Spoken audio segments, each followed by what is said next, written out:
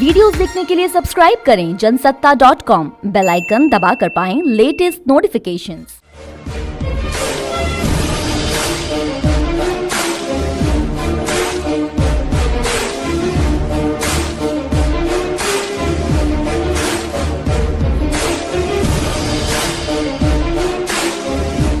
नमस्कार, जनसत्ता में आपका स्वागत है। कोरोना की दूसरी लहर में मौत का आंकड़ा बढ़ता जा रहा है। शमशान घाट पर शव जलाने के लिए लंबा इंतजार है तो अस्पतालों में हाहाकार है। मौत के इस तांडव का शिकार इस बार सबसे ज्यादा युवा हो रहे हैं।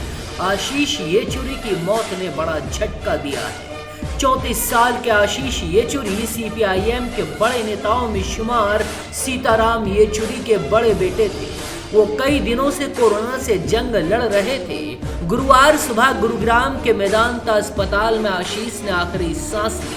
परिवार का कहना है कि आशीष की रिकवरी हो रही थी, लेकिन गुरुवार सुबह 5:30 पर अचानक उनकी सांसें थम गई।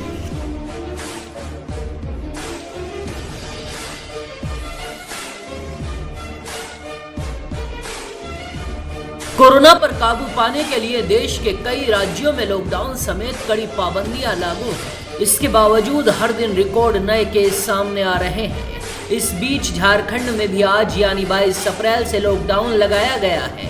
झारखंड की हेमंत सोरेन सरकार ने राज्य में 1 हफ्ते का लॉकडाउन लगाया है, यानी 29 अप्रैल की शाम 6 बजे तक झारखंड में लॉकडाउन लागू रहेगा। सरकार ने इसे स्वास्थ्य सुरक्षा सप्ताह का नाम दिया है। इस दौरान जरूरी सेवाओं के अलावा किसी भी दूसरी गतिविधियों की इजाजत नहीं है।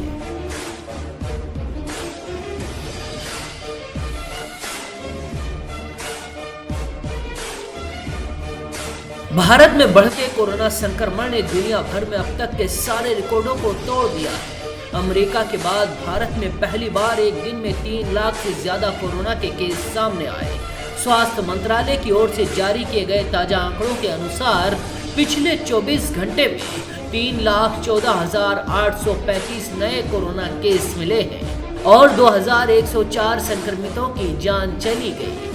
हालांकि 1,78,841 लोग कोरोना से ठीक भी हुए। इससे पहले मंगलवार को देश में 2,95,041 नए केस आए थे।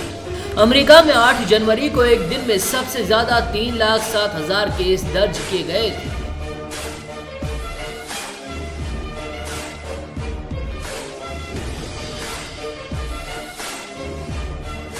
देश की राजधानी दिल्ली इस वक्त कोरोना महामारी के कारण सबसे बुरे दौर से गुजर रही है। दिल्ली में हर दिन हजारों की संख्या में नए केस सामने आ रहे हैं और 200 से लेकर 250 तक मौतें हो रही हैं। इस बीच अस्पतालों में बेड की कमी के साथ साथ ऑक्सीजन की भी किल्लत है। दिल्ली के अस्पतालों में ऑक्सीजन को लेकर स्वास्थ्य मंत्री सत्येंद्र जैन का कहना है कि अलग अलग जगह अलग अलग हालात हैं।